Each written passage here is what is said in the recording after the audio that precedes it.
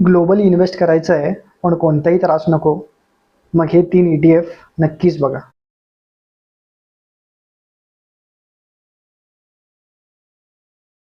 जर तुम्हाला foreign account उघडायचा त्रास न घेता किंवा कॉम्प्लिकेटेड पेपरवर्क न करता जागतिक स्तरावर गुंतवणूक करायची असेल, तर हे 3 ETF तुमच्यासाठी नक्कीच उपयुक्त ठरतील. आणि खरं सांगायचं तर आता ग्लोबल इन्व्हेस्टिंग हे खूपच महत्त्वाचं होत चाललं आहे. कारण दरवर्षी रुपया डॉलरच्या तुलनेने कमजोर होत चालला आहे. काही वर्षापूर्वी डॉलर 70च्या आसपास होता, आता तो जवळपास 95च्या आसपास पोहोचलेला आहे. याचा अर्थ असाच की जर तुमची गुंतवणूक ही सगळी भारतातच असेल तर तुम्ही ग्लोबल ग्रोथ मिस करत आहात. चला तर मग बघूयात 3 top performing global ETF. Number 1, नॅस्डॅक 100 ETF. हा ETF अमेरिकेतील मोठ्या टेक कंपन्यांमध्ये गुंतवणूक करतो.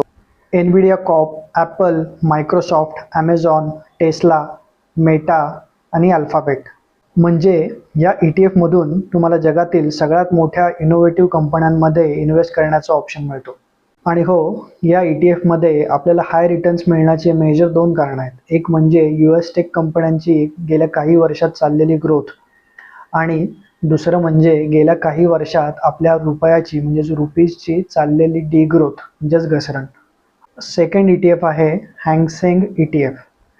हे ETF हाँगकाँगमधील सगळ्यात मोठ्या कंपन्यांमध्ये इन्व्हेस्ट करतं, जसं की टॅन्सेंट, Alibaba, AIA and HSBC.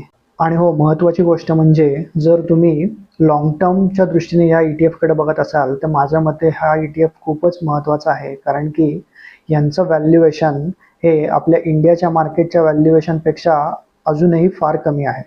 Third ETF, S&P 500 ETF. हा ETF अमेरिकेतील टॉप 500 कंपन्यांमध्ये इन्व्हेस्टमेंटचं ऑप्शन देतो. सो तुम्हाला इंडियामध्ये बसून अमेरिकेतल्या 500 कंपन्यांमध्ये इन्व्हेस्ट करता येतं. सो तुम्हाला एक मोठं डायव्हर्सिफिकेशनचा ऑप्शन मिळतो आणि ग्रोथचा ऑप्शन तर मिळतोच. आणि हो, या 3 ETF-पैकी 2 ETF-मध्ये मी स्वतः इन्व्हेस्टेड आहे.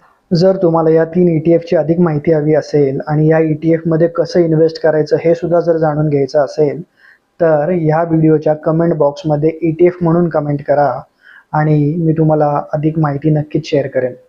आणि हो, अशाच सोप्या फायनान्स कंटेंटसाठी फायर इन मराठीला नक्कीच फॉलो आणि सबस्क्राईब करा. थँक्यू.